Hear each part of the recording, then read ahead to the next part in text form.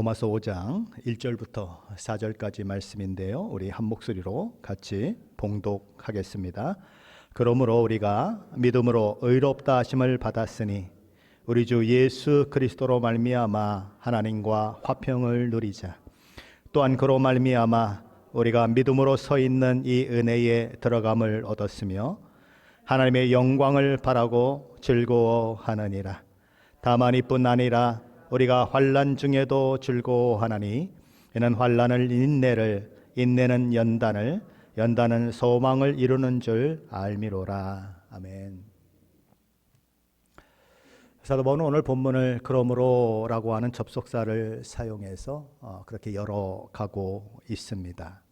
로마서 5장에서 전개되고 있는 말씀들이 이미 로마서 4장에서 말씀했던 그 내용들과 연결이 되어 있다는 것입니다. 그것과 별개로 주어진 것이 아니라 로마서 4장에서 제시된 오직 믿음으로 의롭게 된다고 하는 진리를 토대로 그 이후의 내용들이 전개되고 있다라고 하는 것을 보여주는 것이 그러므로라고 하는 접속사인 것입니다.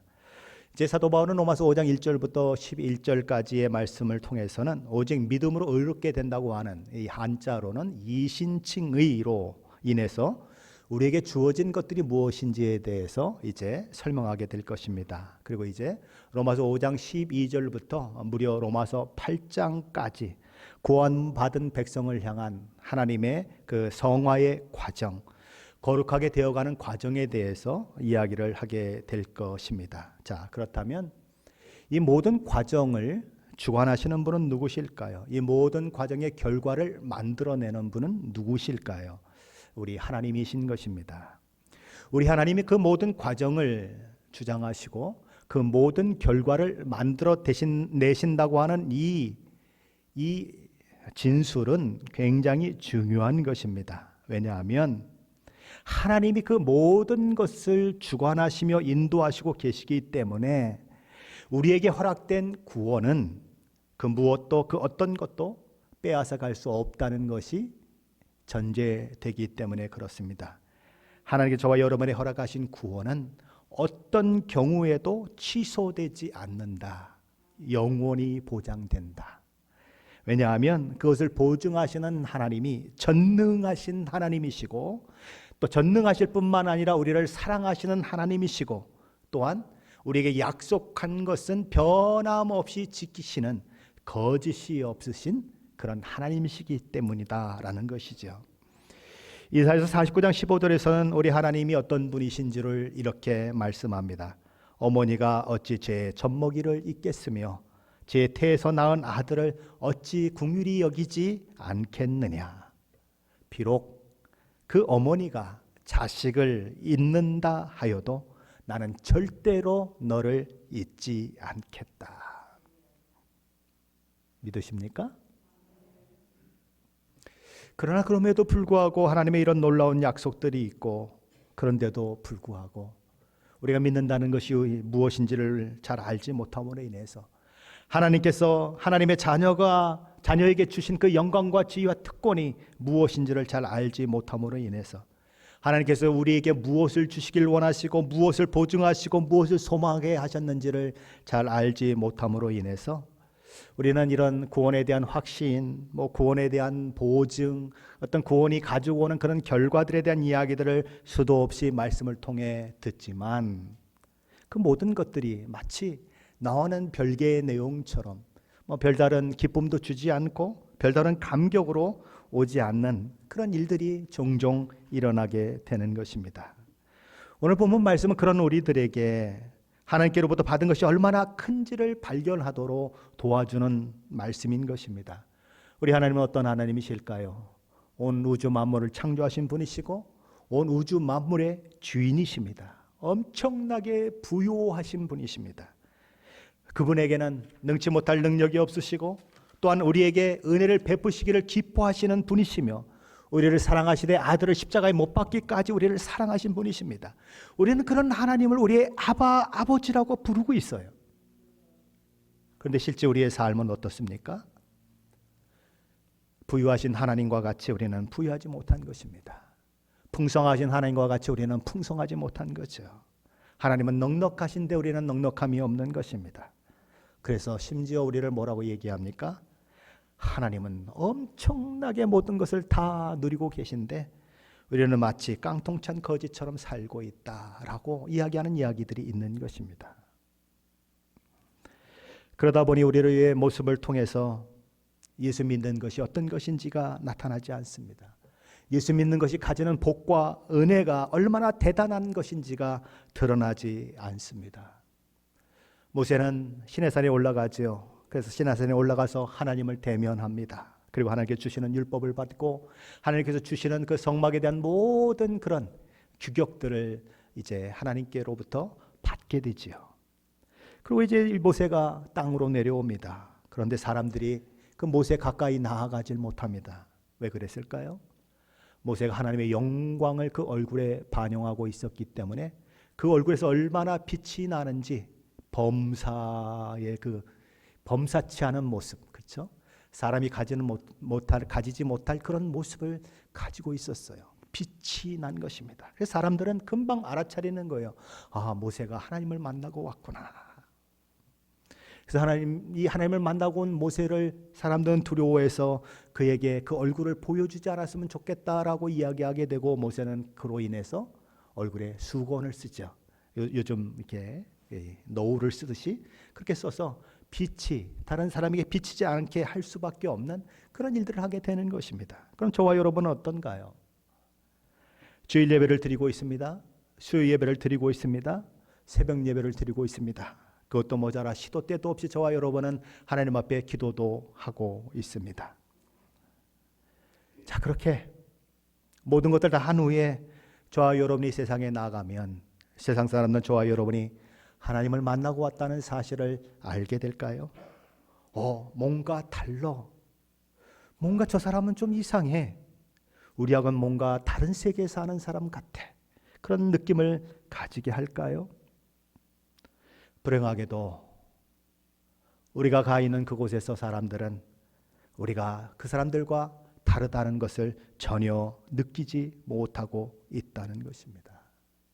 뭐 때문에 그럴까요? 우리는 오늘 말씀을 통해 우리가 믿는다는 것이 무엇인지, 믿음을 통해 우리가 얻게 된 놀라운 복과 은혜가 무엇인지를 그래서 확인하려고 하는 것입니다. 그래서 하나님이 부유하신 것처럼 우리도 우리 신앙생활 속에서 그 부유함을 좀 누리며 살고 하나님의 영광을 비추는 그런 사람으로 살게 되기를 소원하는 거예요. 그래서 오늘 로마서 5장 1절에서 사도 바울은 우리가 믿음으로 의롭게 된 그 사실을 이야기한 이후에 우리에게 어떤 축복이 있는지 세 가지를 이야기하고 있어요. 우리 로마서 5장 1절로 2절 말씀인데 함께 읽어봅니다. 그러므로 우리가 믿음으로 의롭다 하심을 받았으니 우리 주 예수 그리스도로 말미암아 하나님과 화평을 누리자. 또한 그로 말미암아 우리가 믿음으로 서 있는 이 은혜에 들어감을 얻었으며 하나님의 영광을 바라고 즐거워하느니라. 우리는 믿음으로 의롭다함을 받았습니다. 자, 그렇던 의롭다함을 받은 자에게 허락된 축복이 무엇인가? 사도 바울은 세 가지로 얘기합니다. 첫째는 하나님과 화평을 누리게 되었다는 거예요. 이미 화평을 하나님과 화평한 사람이 되었기 때문에 그 화평을 누리자라고 사도 바울은 얘기하는 것입니다. 두 번째는 우리가 믿음으로 서 있는 이 은혜에 들어감을 얻었다라고 선언합니다. 세 번째는 하나님의 영광을 바라고 즐거워하느니라 라고 말합니다. 먼저 첫 번째 축복을 한번 살펴보지요. 첫 번째 축복이 뭐라고요? 하나님과 화평을 이루었는데 그것을 누리자라고 하는 축복인 것입니다. 1절 말씀이죠. 그러므로 우리가 믿음으로 의롭다 하심을 받았으니 우리 주 예수 그리스도로 말미암아 하나님과 화평을 누리자. 우리는 사도 바울이 예수 믿는 자들에게 허락될 수 있는 수많은 복이 엄청나게 많이 있는데 그가 제일 먼저 이야기하는 복이 하나님과 화평한 것을 누리는 복이다라고 하는 이야기를 하고 있다는 사실을 주목할 필요가 있습니다. 사도 바울은 왜 하나님과 화평을 누리는 그것을 제일 먼저 언급하면서 그것이 가장 먼저 우리에게 있어야 하는 것이라고 이야기하고 있을까요? 그 이유는 우리가 하나님과 화평한 관계를 맺고 있지 않다면 하나님이 억만 가지 모든 복을 가지고 계신 분이라고 하더라도 그 중에 한 가지 복도 우리 것이 될 수 없기 때문에 그렇습니다. 무엇 때문일까요? 요한복음 9장에 보면 소경되었다가 보게 된 사람의 이야기가 나오죠. 그는 예수님에 의해서 고침을 받습니다. 그러나 유대 종교 지도자들은 그 사실을 인정하려고 하지 않죠. 그래서 예수님이 소경을 고친 것이 아니라는 것을 증명해내려고 아주 애를 씁니다.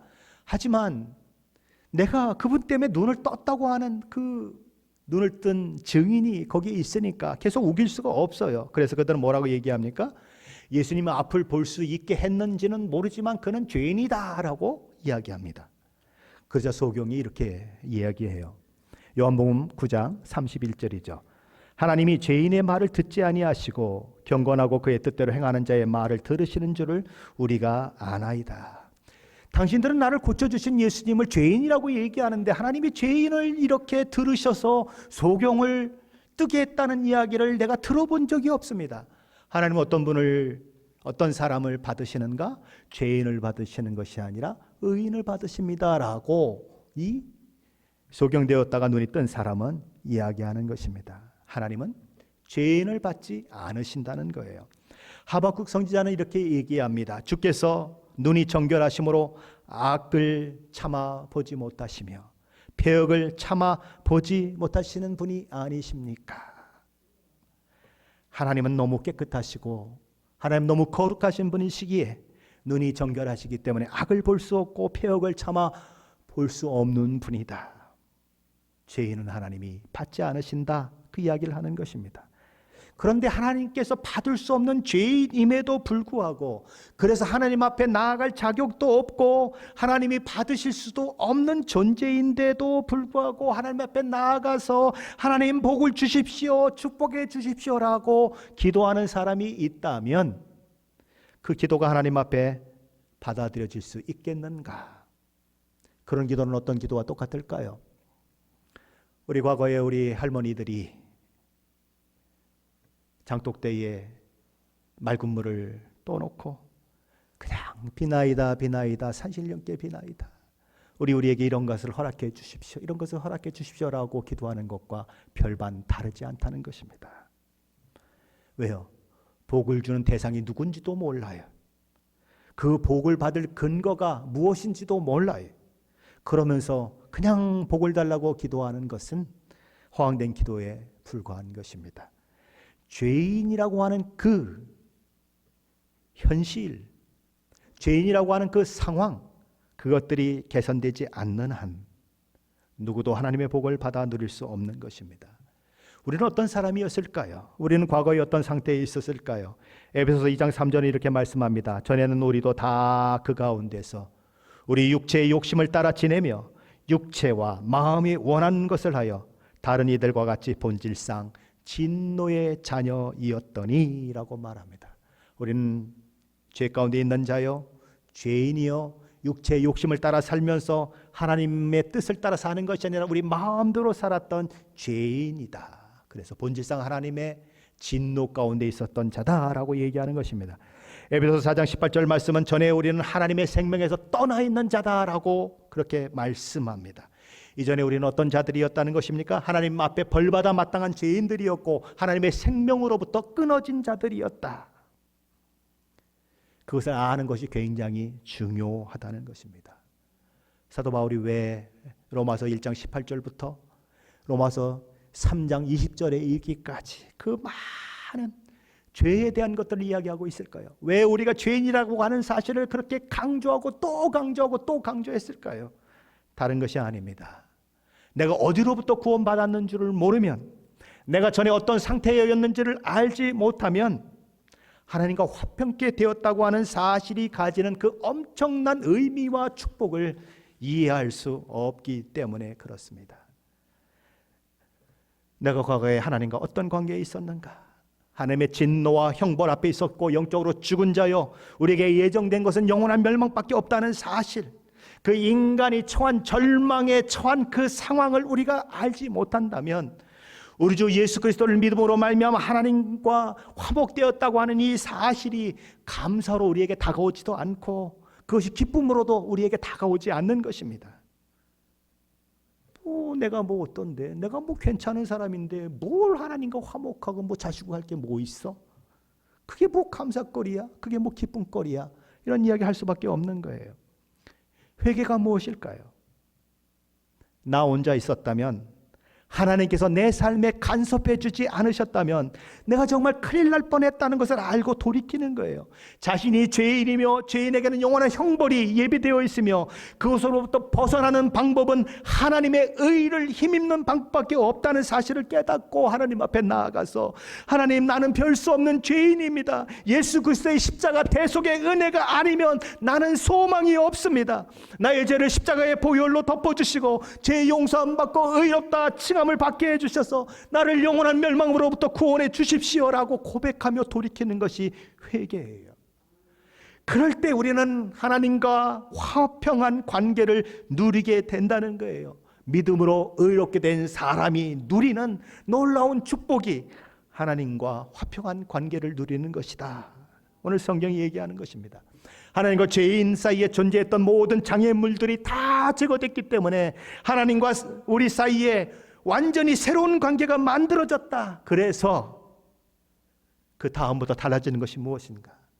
하나님이 진노의 대상으로 우리를 바라보는 것이 아니고 사랑의 대상으로 우리를 바라보고 하나님의 자녀로 우리를 바라보기 때문에 하나님이 가지신 모든 축복을 우리에게 부어주시기를 기뻐하시고는, 우리에게 마음껏 사랑을 부어주시기를 기뻐하시는 그런 관계가 되었다. 그것이 화평케 되었다는 말의 의미인 것입니다. 그래서 화평케 된 자는 어떤 복을 누리게 될까요? 화평케 된 사람은 마음에 쉼을 얻게 됩니다. 성경은 악인에게는 평강이 없다라고 말씀합니다. 악인이 누구입니까? 하나님의 뜻을 떠나 자기 마음대로 사는 사람이 악인입니다. 하나님 없이 사는 사람이 악인입니다. 뭐 얼마나 큰 죄를 지었어, 이것 가지고 악인을 얘기하는 것이 아니라 악인은 하나님이 없다 하도다. 악인이 평강이 없는 이유는 하나님과 화평의 관계를 가지지 못했기 때문입니다. 물고기는 어디에 있을 때 안전할까요? 평안할까요? 물고기는 물속에 있을 때 가장 안전하고 평안합니다. 사람은 어디에 있을 때에 가장 평안하고 안정감을 느낄까요? 사람은 하나님의 창조물입니다. 하나님의 형상을 따라 창조된 만물의 영장입니다. 그러므로 사람은 근본적으로 하나님과의 관계가 바로 될 때에만 진정한 평강을 누릴 수 있는 존재입니다. 모든 것을 다 가져도, 돈도 가졌고 명예도 가졌고 지위도 가졌고 모든 것을 다 가졌는데도 내 마음이 클클하고 왠지 평안이 없고 불안한 것은 하나님과 그 관계가 바로 되지 않으면 평안을 누릴 수 없는 영적 존재로 저와 여러분을 하나님이 창조하셨기 때문입니다. 그래서 예수를 알지 못했던 수많은 나라와 민족들, 우리가 미개한 사람들이라고 하는 사람들도 하나님을 찾는 거예요. 하나님을 찾아요. 우리가 믿는 하나님은 아니지만 그들 나름대로의 신을 찾고 있는 것입니다. 왜요? 하나님께서 우리를 그렇게 영적 존재로 만들어 놨기 때문에, 하나님을 찾는 존재로 만들어 놨기 때문에 그들은 잘 알지 못하지만 신을 찾아 그렇게 열심을 부리고 있는 것입니다. 오스틴은 이렇게 얘기했습니다. 하나님께서 우리를 창조하셨기 때문에 우리가 하나님께 돌아올 때까지는 마음의 안식이 없습니다.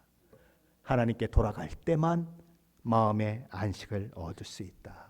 예수님 뭐라고 말씀하십니까? 마태복음 11장 28절에 보면 수고하고 무거운 짐진 자들아 다 내게로 와라. 내가 너희를 쉬게 하리라. 하나님께 돌아가면, 예수 그리스도를 통하여 하나님께 돌아가면 참 쉼이 있게 된다는 것입니다. 둘째로 하나님과 화평을 누린 사람은 하나님의 진노로부터 해방될 뿐만 아니라 하나님께서 기뻐하시는 존재, 하나님께서 사랑하시는 존재가 된다는 것입니다. 어떻게 그 일이 가능하게 되었죠? 이전에 저와 여러분은 죄인이었는데, 하나님의 진노 가운데 있었는데, 하나님의 생명에서 떠나 있었는데 어떻게 그 일이 가능하게 됐죠? 우리 주 예수 그리스도의 십자가 대속의 은혜로 하나님이 저와 여러분을 구원하시고 죄와 허물로 죽은 저와 여러분을 살려내시고 하나님의 자녀 삼아 주셨기 때문입니다. 고린도서 1장 13절 14절 말씀은 그 사실에 대해서 이렇게 말씀합니다. 그가 우리를 흑암의 권세에서 건져내사 그의 사랑의 아들의 나라로 옮기셨으니 그 아들 안에서 우리가 성량 곧 죄 사함을 얻었도다. 셋째로 하나님과 화평을 누리는 사람은 양심의 정죄로부터 자유를 얻습니다. 여러분이 신앙생활하면서 양심은 종종 우리를 향해서 소리 지르죠. 너 같은 사람이 어떻게 하나님 앞에 설 수 있겠니? 아니 그 꼬라지를 가지고 어떻게? 하지만 하나님과 화평을 누린 사람은 하나님의 은혜로 의롭다 칭함을 받고 하나님과의 관계가 회복된 사람은 그런 양심을 향해 말할 수 있습니다. 맞아, 내 모습 이대로 하나님 앞에 못 서지. 하지만 우리 주님께서는 내 모든 죄를 십자가에 용서하셨거든 라고 이야기하며 양심의 정죄를 넘어서는 거죠. 넷째로 하나님과 화목된 사람은 더 나아가서 사탄의 송사로부터 자유한 사람입니다. 사탄은 우리가 넘어질 때, 특별히 죄에 넘어질 때 우리를 찾아와 소리칩니다. 너 지금이 몇 번째인 줄 알아? 하나님의 사랑이 은행의 계좌에 담겨 있다면 이제 그 계좌에 남아있는 사랑은 아무것도 없어. 더 이상 너한테 하나님의 사랑을 베풀 만한 사랑이 하나님께 남아있지 않아. 너는 이제 끝이야. 끝이야. 너 잘 알지? 너도 내가 용서 안 된다는 거 너도 잘 알지? 넌 더 이상 하나님의 자녀도 아니고 의로운 사람도 아니야. 내가 어떻게 그 짓을 하고도 하나님의 사람이라고 할 수 있어? 그리스도인이라고 할 수 있어? 사탄은 우리에게 속삭여요. 많은 경우 이 사탄의 전략은 엄청난 효과를 발휘합니다. 죄에 넘어진 사람들이 하나님의 용서를 알지 못하고 하나님의 붙드심을 알지 못하고 하나님 앞에 돌아가지 못하는 것은 이 사탄의 이 속삭임에 넘어가기 때문입니다. 하지만 그때에도 우리는 말할 수 있습니다. 맞아. 내 말이 맞아. 내 죄에 대한 모든 것을 내가 책임져야 한다면 나는 끝장이지. 나는 끝이지. 그러나 내겐 우리 주님의 보혈의 피가 있어.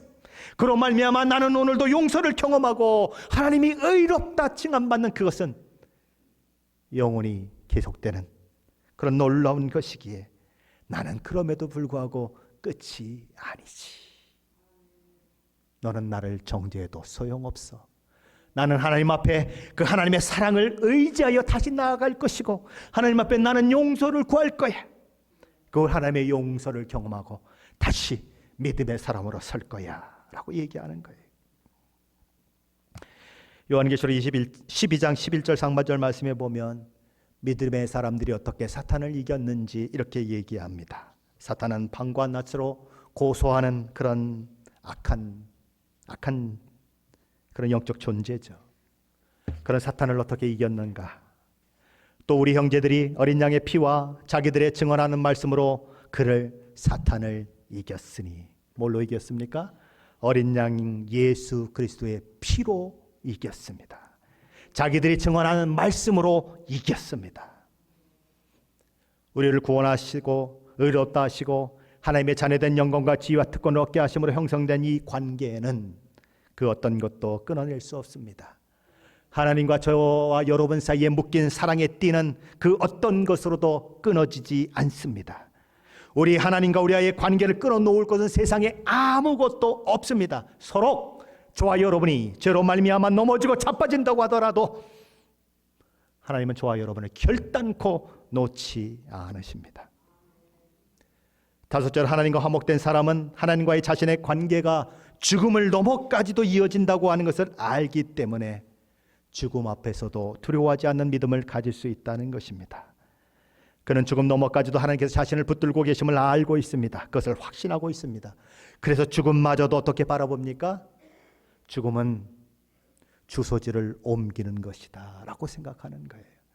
내가 지금까지 이 땅에 내 주소지가 있었다면 이제부터는 내 주소지는 하나님 나라에 있다. 나는 이 땅에서 하나님 나라로 이민 간다.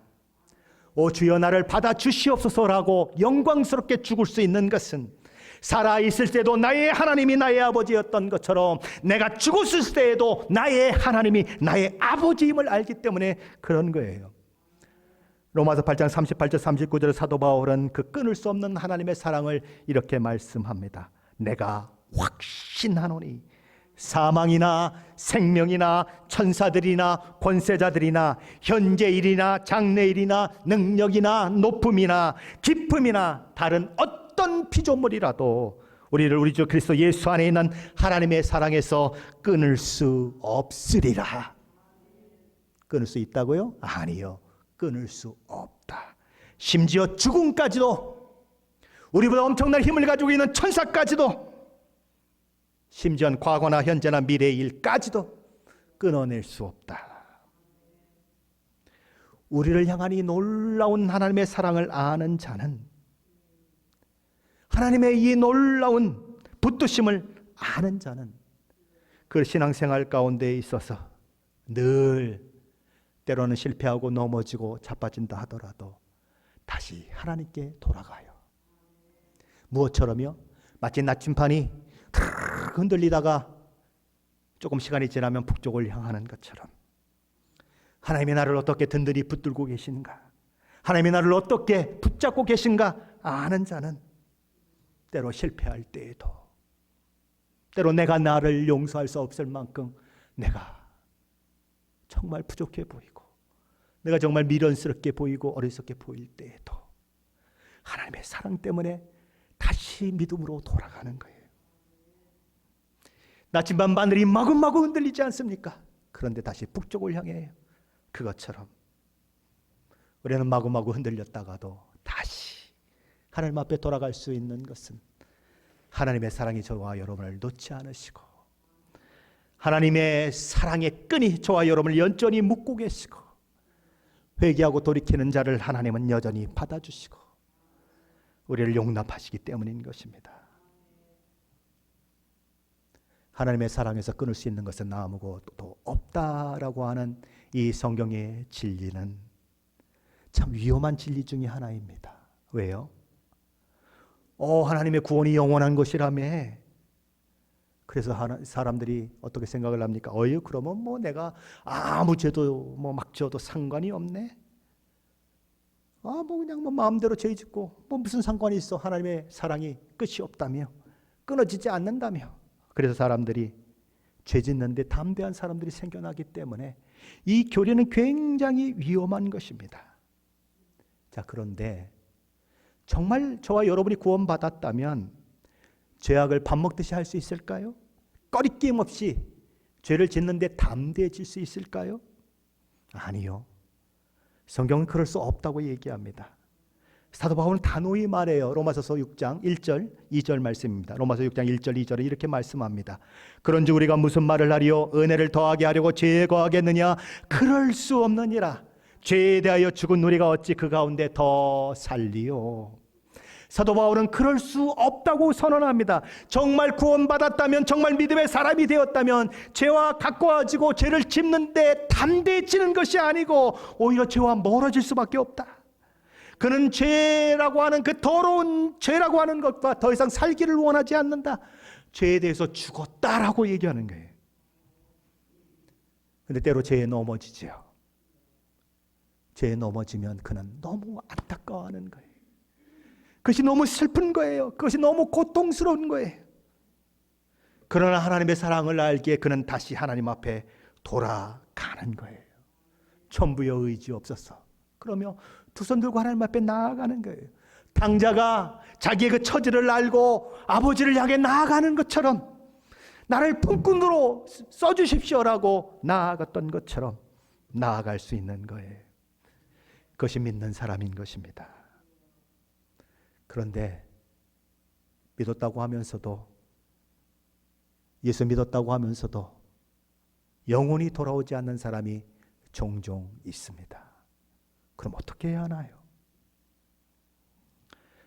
사도 요한은 이렇게 말합니다. 그들이 우리에게서 나간 것은 처음부터 우리와 함께 있지 않은 것이다. 무슨 얘기예요? 처음부터 온전한 믿음을 갖지 않은 것이다. 구원에 이르지 않은 사람들이다. 구원에 이른 사람들은, 하나님이 붙드는 사람들은 실패했다가도 다시 일어나고, 죄를 지었다가도 회개하고 다시 돌이키고, 나침반처럼 흔들릴 수는 있지만 언제나 하나님께로 돌아온다. 그것이 하나님과 화평된 자가 누리는 축복인 것입니다. 그러면 믿음으로 의롭게 된 자가 두 번째 누리는 축복은 어떤 것이 있을까요? 첫 번째는 화평을 누리는 자였어요. 두 번째는 뭔가 믿음으로 서 있는 이 은혜에 들어가게 된다라는 것입니다. 오늘 보면 2절 상반절 말씀은 이렇게 말씀합니다. 또한 그로 말미암아 우리가 믿음으로 서 있는 이 은혜에 들어감을 얻었으며. 이 말씀을 우리가 이해하려면 구약시대의 대제사장이 1년에 한 번씩 지성소에 들어가는 그 사건을 기억하는 것은 이 말씀을 이해하는 데 굉장히 큰 도움이 됩니다. 구약의 성전은 성전으로부터 가장 먼 쪽에 이방인의 뜰이 있습니다. 이방인들, 그러니까 유대인들이 아닌 사람들, 이스라엘 사람들이 아닌 사람들이 있습니다. 그리고 이제 거기서 조금 앞으로 나가면 유대인 여인들을 위한 뜰이 있습니다. 그리고 거기서부터 더 앞으로 성전 가까이 나아가면 그 다음에 이 유대인 남자들을 위한 뜰이 있습니다. 그리고 거기서 더 앞으로 나아가면 이제 성전 뜰 안이 있는데 거기는 제사장의 뜰이라고 불립니다. 그 제사장 뜰 안에서 번제단이 있고 거기에 또 물두멍이 있고 그래서 손도 씻고 또 제물도 이렇게 잡고 번제를 드리는 그 일들이 거기서 일어나죠. 그리고 제사장들이 또 성소에 들어가서 또 촛불을 관리하고 또 떡상에 있는 진설병을 관리하는 그 일들을 이제 이 제사장들이 하게 되죠. 자, 그런데 그 성전은 지성소와 성소로 구분되어 있고 성소 안에는 이런 제사장들이 들어가는데 성소와 지성소를 구분하는 아주 두꺼운 휘장이 거기에 이렇게 막혀져 있는 것입니다. 그것을 열고 들어가면 지성소가 나오는데 그 지성소는 1년에 딱 한 번 오직 대제사장만 들어갈 수 있는 것입니다. 대제사장도 그냥 들어가는 것이 아니라 이스라엘 백성들을 위해서 희생제사를 드리고 또 자기 자신을 위해서 희생제사를 드려서 속죄한 이후에야 그 대제사장도 1년에 한 번 지성소로 들어갈 수 있는 것입니다. 구약시대에 하나님을 만나고자 하는 사람들, 하나님의 존전에 들어가는 그 일들은 그렇게 복잡했어요. 뭐 오늘날 백악관에 들어가는 것이나 또 우리 한국의 뭐 용산에 대통령실을 들어가는 것과는 비교가 안 될 정도로 굉장히 복잡하고 어려운 절차를 겪어야 했던 것입니다. 그런데 이제는 그것이 하나님께 나아가는 길이 믿고 하나님 내 앞에서 내가 하고 있는 말 한마디 한마디를 하나도 놓지 않으시고 듣고 계신 분이시기 때문에 그래요. 하나님은 우리의 아버지시기 때문에 그래요. 하나님은 또 우리를 어떻게 생각하시는 분이십니까? 하나님 우리를 기꺼이 축복하기를 기뻐하시는 분이시고, 하나님이 우리 자신을 생각하는 것은 우리가 우리 자신을 생각하는 것보다 더 나아가십니다. 하나님은 우리가 우리 자신을 사랑하는 것보다 우리를 더 사랑하십니다. 만일 우리가 이 말씀을 문자 그대로 깨닫고 삶에 받아들인다면 저와 여러분의 삶은 완전히 달라질 거예요. 우리는 우리는 궁일하심을 받고 때를 따라 돕는 은혜를 얻기 위하여 하나님의 보호자 앞에 언제나 담대히 나아가게 될 거예요.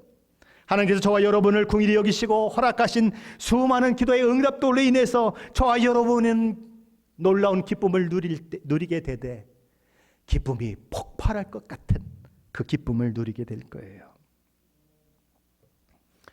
우리는 그 은혜 안에 서 있다고 사도 바울은 말합니다.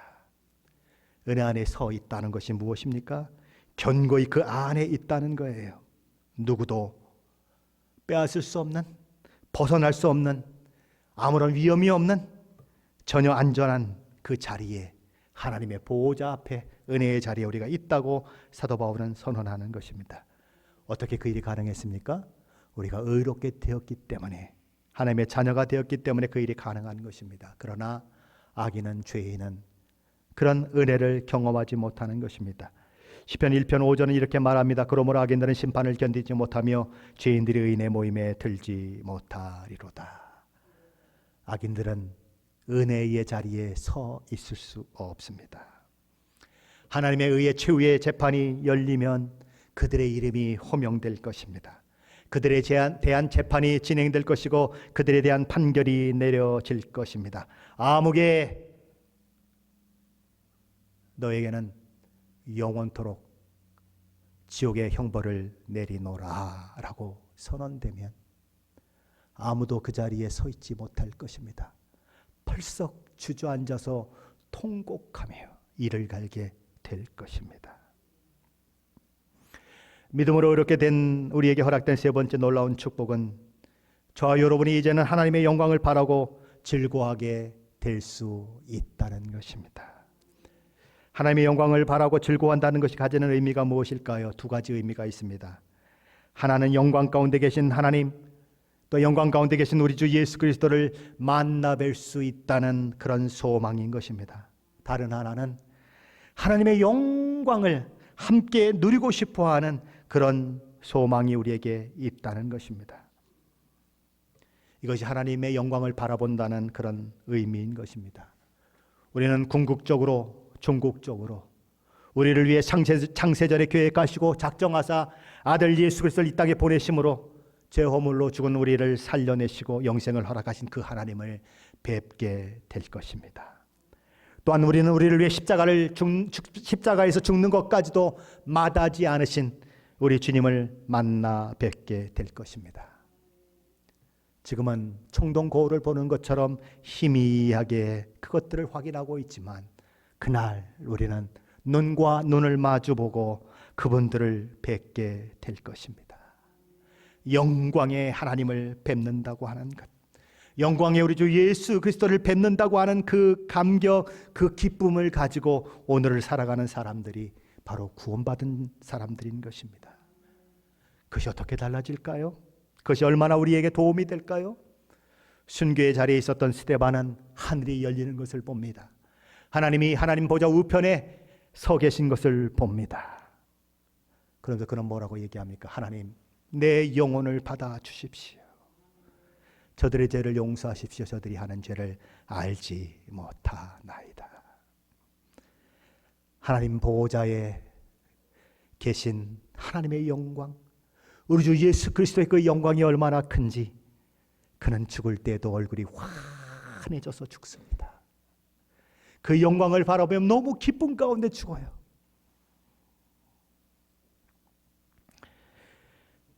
하나님의 영광을 보면 하나님과 영원히 같이 있고 싶어지는 것입니다. 하나님의 영광을 목격했던 모세의 얼굴은 그야말로 사람들이 두려워할 만큼 광채가 나지 않았습니까? 그러므로 하나님의 영광을 본다고 하는 것은 그것보다 복된 것은 없는 것입니다. 우리는 그 하나님의 영광을 보게 될 것이고 또한 그 하나님의 영광을 함께 누리는 자들이 될 것입니다. 영광된 하나님과 영원히 같이 살게 되려면 우리도 영광스러운 몸이 되어야 하겠지요. 주님이 이 땅에 재림하시는 날 우리의 몸은 순간적으로 영광스러운 몸으로 변할 것입니다. 아담이 타락했을 때 전인격적으로 영혼과 몸, 마음이 모두 타락했습니다. 현재 우리가 가지고 있는 이 몸은 하나님이 창조 때 계획하신 그 몸이 아닙니다. 연약한 몸이지 않습니까? 질병과 전염병에 무방비 상태로 그렇게 당하는 몸이 아닙니까? 코비드에 감염되고 감기에 감염되고 아픔에 신음하고 결국 죽으면 땅속에 묻히고 구더기가 파먹는 그런 몸이 아닙니까? 그러나 그날 우리 주님이 이 땅에 다시 오시는 그날 썩을 몸이 썩지 않는 몸을 입을 것이고 죽을 몸이 죽지 않는 몸이 될 것입니다. 영광스러운 몸으로 변화될 것입니다. 그날 사망은 생명의 삼킨 바가 될 것입니다. 우리는 그 영광을 바라보고 살아가요. 영광의 하나님, 영광의 주님과 함께 영광의 몸을 가지고 영원히 살 것을 바라보며 살아가는 것입니다. 그럼 그런 자의 삶은 어떻게 달라질까요? 그런 자의 삶은 어떤 삶이 될까요? 사도 요한은 요한일서 3장 2절과 3절에서 이렇게 말씀합니다. 사랑하는 자들아, 우리가 지금은 하나님의 자녀라. 장래에 어떻게 될지는 아직 나타나지 아니하였으나, 미래에 우리에게 되어질 일들은 아직 나타나지 않았으나 우리가 그와 같을 줄을 아는 것은 그의 참모습 그대로 볼 것이기 때문이니 주를 향하여 이 소망을 가진 자마다 그의 깨끗하심과 같이 자기를 깨끗하게 하느니라. 그날 우리는 주님이 부활하신 그 몸과 같은 몸이 될 것임을 안다는 것입니다. 그리고 영광된 하나님을 배울 것을 안다는 것입니다. 그 소망을 가진 자는 뭐가 달라지는가? 그의 삶이 어떻게 달라지는가? 예수님이 이 땅 가운데 사실 때에 거룩하게 사신 것처럼 자기를 거룩하게 만들어가는 삶을 살게 될 것이다 라고 지금 사도 요한은 이야기하고 있는 것입니다.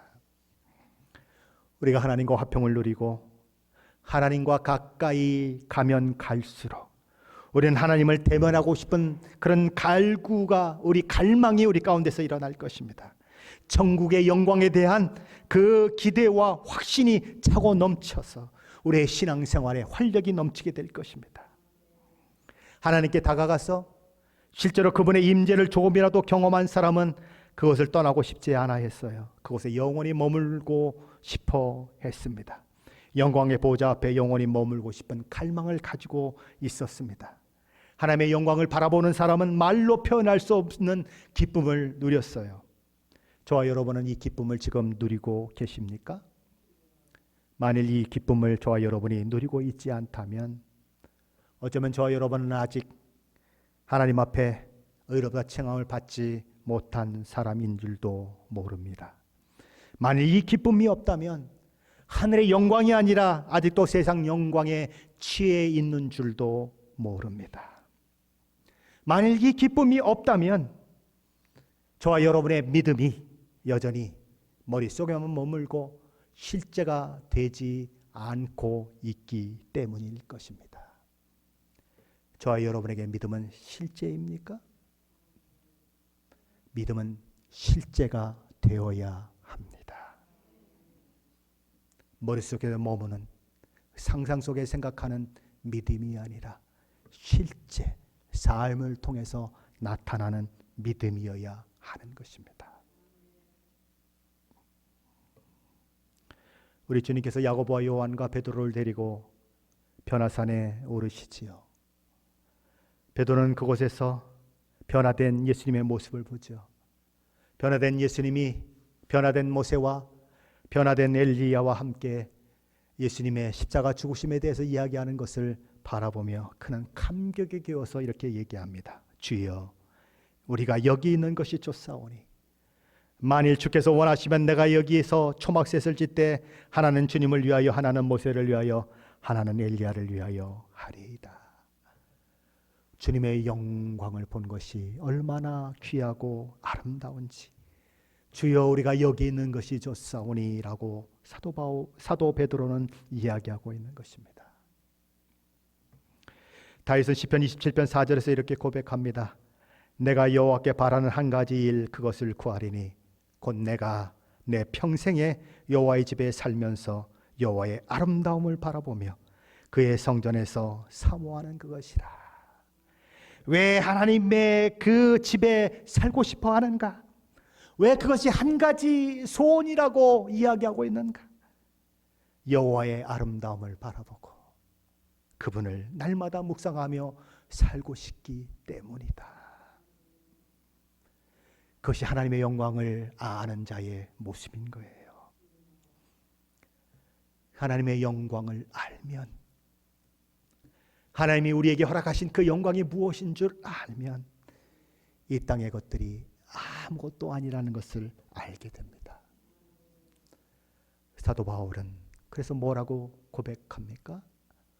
우리 주 예수 그리스도를 아는 지식이 가장 고상하기 때문에 이 땅의 모든 것이 뭘로 여겨진다고요? 배설물로 여겨진다. 배설물이 굉장한 것으로 생각되십니까? 아주 오래전 옛날 성경에는 이렇게 번역을 했습니다. 똥이다. 하나님의 영광에 비교하면, 하나님이 내게 주신 그 영광에 비교하면 이 세상의 모든 것들은 다 똥이다. 사도 바울의 고백이에요. 예수 믿는다는 것이 무엇인지, 내가 의롭게 되었다는 것이 무엇인지, 그들에게 허락된 축복이 무엇인지를 알고 나니까 내가 그렇게 내 온 생애를 다 던져서 주겠던 모든 것들이, 내가 가지기를 원했고 움켜쥐기를 원했던 모든 것들이 다 똥이다, 배설물이다, 버려야 할 것들이다. 내가 발견한, 내가 만난 예수 그리스도 이외에 어떤 것도, 그러므로 이제부터는 내 마음을 끌 수 있는 것이 아무것도 없다. 그것이 믿음의 부요함에 이른 자의 고백인 것입니다. 저와 여러분도 이런 고백을 하고 싶지 않으십니까? 우리가 구원받은 것이 무엇인지를 아는가? 구원받은 자에게 허락된 것이 무엇인지를 아는가? 하나님과 화평을 누리게 됐다고 하는 그 복이 어떤 것인지를 우리는 아는가? 하나님의 은혜의 보좌 앞에 언제든지 내가 나아가 하나님께 구할 수 있고 받을 수 있다고 하는 그것이 무엇인지를, 그 복이 어떤 것인지를 우리는 아는가? 비록 현실 속에 살지만 그 속에서 하늘의 영광과 기쁨을 가지고 산다고 하는 그것이 무엇인지를 우리는 아는가? 그것에 의해서 우리의 신앙생활은 달라질 것입니다. 그리고 이제 다음 주에 나눠지는 말씀처럼 그 놀라운 은혜 때문에, 그 놀라운 믿음의 고백 때문에 환난도 넘어서는 거예요. 모든 환난도, 사도 바울은 뭐라고 얘기합니까? 우리가 당하는 모든 환난은 장차 우리에게 주어질 영광과 비교할 수 없도다라고 고백하며, 그는 죽음의 자리도 환난의 자리도 고통의 자리도 나아가는 거예요. 무엇 때문에? 더 귀한 것을 발견했기 때문에, 더 큰 것을 발견했기 때문에. 비록 예수 그리스도를 믿는 것 때문에 환난을 당해도, 어려움을 당해도 그것이 기쁨이 되고, 그것이 자신을 통하여 하나님의 놀라운 역사를 이루어 가시는 도구가 된다고 하는 생각을 가지고 있기 때문에 그 마음에 감사로 자리 잡는 것, 하나님의 영광을 아는 자의 아름다운 모습인 것입니다. 하나님의 영광을 맛보십시오. 하나님의 영광을 경험하십시오. 그러면 저와 여러분은 아주 작은 하나님의 영광만 보아도 달라질 것입니다. 현실을 뛰어넘는 하나님의 위로로 현실을 이기고 승리하는 사람이 될 것입니다. 그 은혜와 복이 저 여러분 가운데 넘치시기를 예수 그리스도의 이름으로 간절히 축원합니다.